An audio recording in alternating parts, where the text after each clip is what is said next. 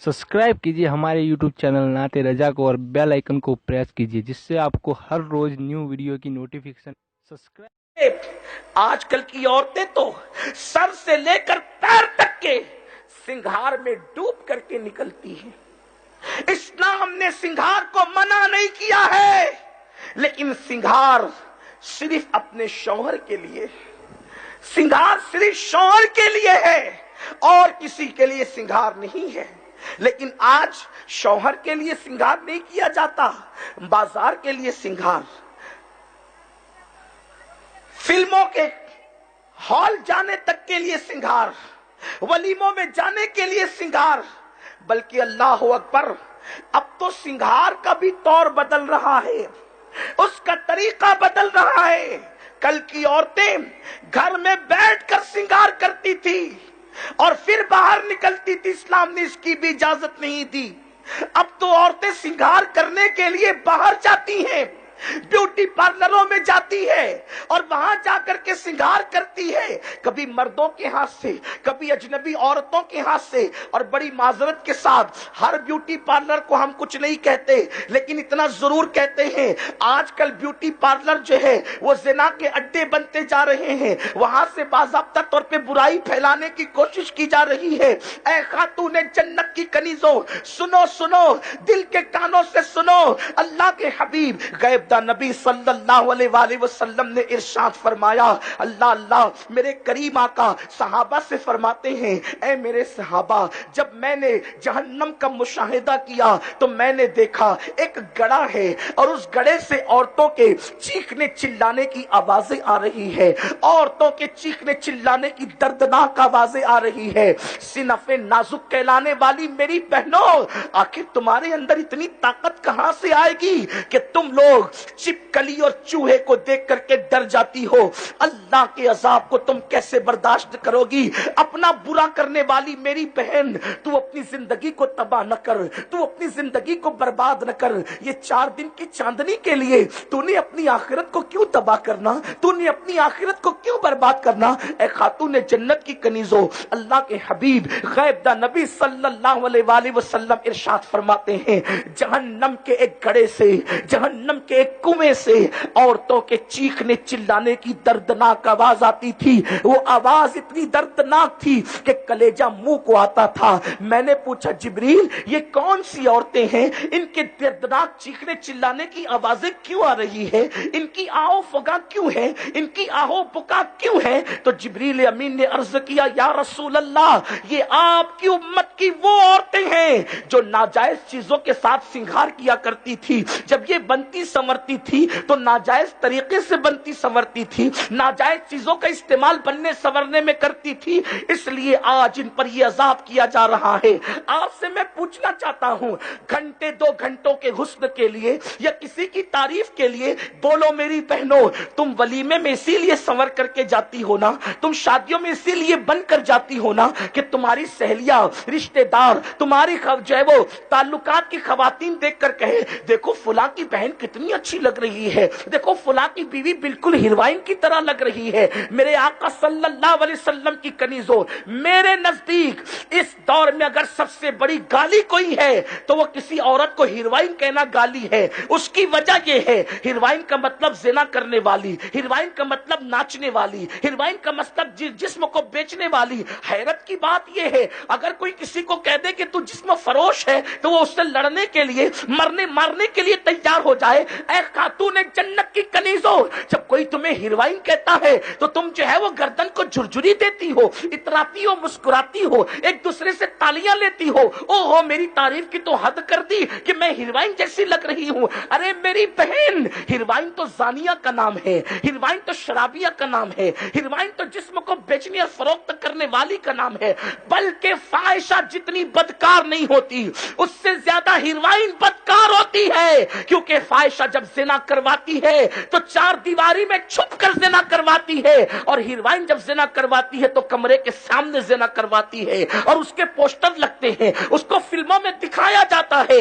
इतनी बदतरीन औरत का टाइटल लेकर के तुम इतनी खुश होती हो। अरे तुम्हें तो ये होना चाहिए कि मैं किसी वलीमा में शान से जाऊं कि कोई मुझे देखकर पुकार उठे, तू तो बिल्कुल کنیز فاطمہ لگ رہی ہے، تیری زندگی کو دیکھ کر کے نبی کی شہزادی کی زندگی یاد آ گئی ہے، تیری زندگی کو دیکھ کر کے ام المومنین اما عائشہ کی زندگی یاد آ گئی ہے، لیکن کتنے افسوس کی بات ہے تمہاری سوچ بدل گئی، تمہاری فکر بدل گئی، تمہارا انداز زندگی بدل گیا۔ اے خاتون جنت کی کنیزوں، دو جملوں کا خراج وصول کرنے کے لیے جب تمہیں اتنے دردناک عذاب میں مبتلا کیا جائے گا، اللہ کے حبیب فرماتے ہیں تھوڑا اپنے آپ پہ رحم تو کرو۔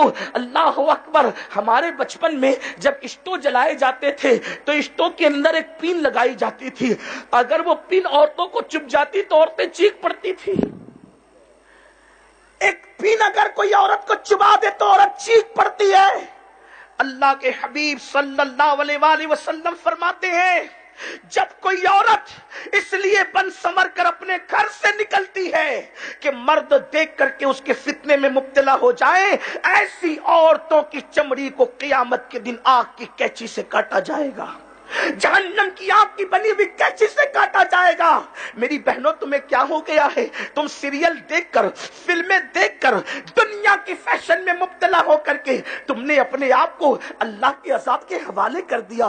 میری بہنوں، دنیا کا کوئی انسان ایسا نہیں ہے، دنیا کا کوئی انسان ایسا نہیں ہے جو میرے اللہ کے عذاب کو برداشت کر سکے۔ اگر میرا اللہ ہلکے سے ہلکا عذاب دے تو بھی دنیا کا کوئی انسان میرے اللہ کے عذاب کو برداشت نہیں کر سکتا۔ اپنے کروڑوں گناہ، اپنے لاکھوں گناہ، اپنے ہزاروں گناہ جو تم کر رہے ہو، اس کا انجام تو دیکھو۔ قرآن کہتا ہے وَإِنَّ الْفُجَّارَ لَفِي جَحِيمٍ، جہنم ہے ان لوگوں کے لیے جنہوں نے گناہ کیے۔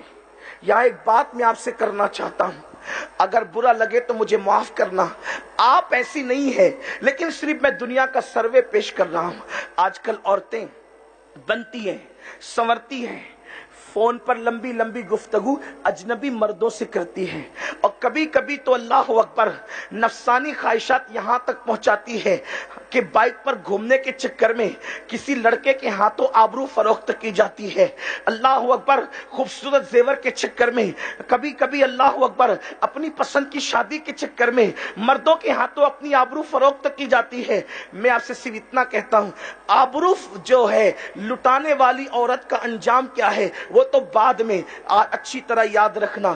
جو بدکار لوگوں کی صرف حمایت کرے، صرف حمایت کرے، ان کا کیا انجام ہے؟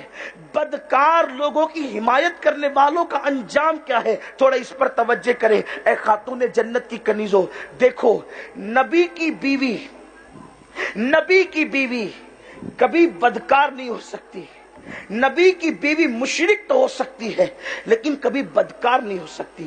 اس کی وجہ یہ ہے کہ شرک ہر مذہب میں معیوب نہیں ہے، لیکن بدکاری ہر مذہب میں معیوب ہے۔ اس لیے اللہ تبارک و تعالی ہر نبی کی بیوی کی عزت کا تحفظ فرماتا ہے۔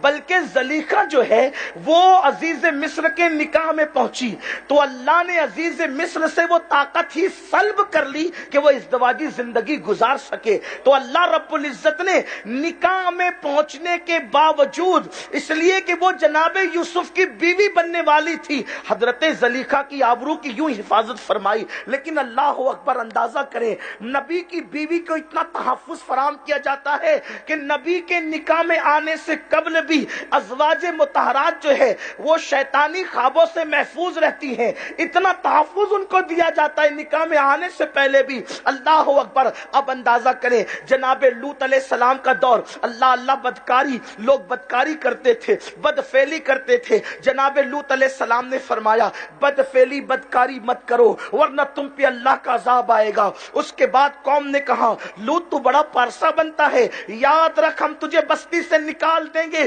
بستی سے باہر کر دیں گے۔ اللہ نے جناب لوط سے کہا اے لوط، آپ بستی سے باہر چلے جائیں، آپ بستی سے باہر نکل جائیں اپنے خاندان کو لے کر کے۔ میری بہنوں ذرا دل کے کانوں سے سننا، حضرت لوط علیہ السلام نے گھر والوں کے درمیان میٹنگ کی اور فرمایا دیکھو ہم اپنا وطن چھوڑ کر، شہر چھوڑ کر جا رہے ہیں، قوم پہ عذاب آنے والا ہے، لیکن کوئی پلٹ کر کے مت دیکھنا۔ جناب لوط علیہ السلام اپنے خاندان کو لے کر کے چلے اور جب نکلے تو قوم پر عذاب آیا، قوم پہ پتھر برسے ان کی بدکاریوں کی وجہ سے۔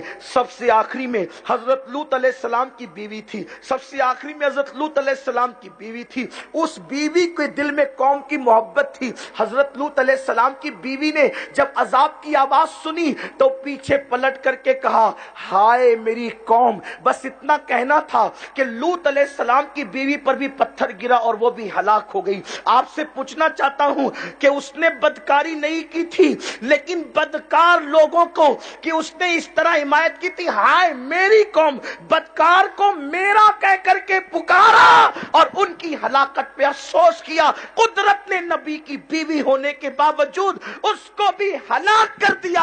اے خاتون جنت کی کنیزوں، جو کسی بدکار کو میرا کہہ کر پکارے اس کی حمایت کر دے، اس سے ہمدردی کرے، نبی کی بیوی ہونے کے باوجود قدرت اس کو ہلاک کر دیتی ہے، تو جو خود بدکاری کرے اس کا انجام کیا ہوگا؟ اللہ اکبر۔ میرے پیارے آقا صلی اللہ علیہ وسلم کی کنیزوں، آج کیا ہو گیا ہے؟ اسلام کی مقدس شہزادیوں کو، مسلمانوں کی بیٹیوں کو کیا ہو گیا ہے؟ اللہ اکبر۔ کل تک کے ان بیٹیوں کا حال یہ تھا، کل تک ان بچیوں کا حال یہ تھا، ان کی راتیں مصلے پر گزرا کرتی تھی، ان کا دن جو ہے اللہ رب العزت کی عبادتوں میں گزرا کرتا تھا۔ اللہ اکبر۔ تسبیح و تحلیل ان کا مشغلہ تھا، رب تبارک و تعالیٰ کی فرما برداری ان کی پہچان تھی، تلاوت قرآن کے نغمے ان کی زبانوں پہ جاری تھے۔ لیکن آج کیا ہوا کہ باریک اور پتلے لباس پہن کر کے خواتین اپنے جسم کی نمائش کرنے کے لیے باہر نکلنے کے لیے بے چین و بے قرار ہے۔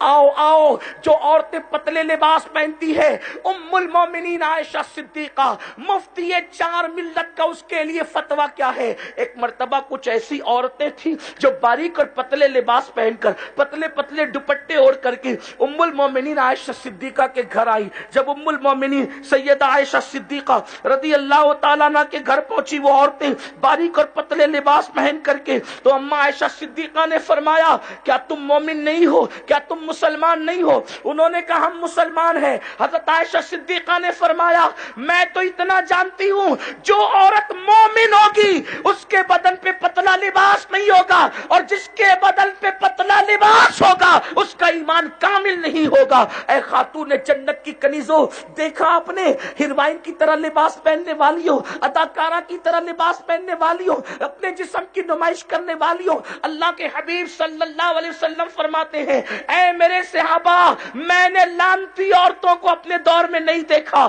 لیکن اگر تو ہو سکے تو تم دیکھو گے، یا تمہارے بعد والے لوگ دیکھیں گے، یا ان کے بعد والے لوگ دیکھیں گے، یا ان کے بعد والے لوگ دیکھیں گے۔ حدیث پاک کا مفہوم فرمایا قیامت اس وقت تک قائم نہیں ہوگی جب تک کہ لعنتی عورتوں کو دیکھا نہ جائے گا۔ عرض کی یا رسول اللہ لعنتی عورتیں کون ہیں؟ حضور فرماتے ہیں ان کے بدن پر کپڑے ہوں گے مگر وہ ننگی ہوگی، ننگی یعنی اتنے پتلے لباس ہوں گے کہ جسم نظر آئے گا، اور ان کے سروں پہ بال ایسے بندے ہوں گے جیسے بکتی اونٹ کی کوہان، اور وہ مٹک مٹک کر اترا اترا کر کے چلتی ہوں گی۔ جب ایسی عورتوں کو دیکھنا تو سمجھنا یہ لعنتی عورتیں ہیں، یہ جنت میں تو جا ہی نہیں سکتی، جنت تو دور کی بات ہے، ان کو جنت کی خوشبو بھی میسر نہیں آئے گی۔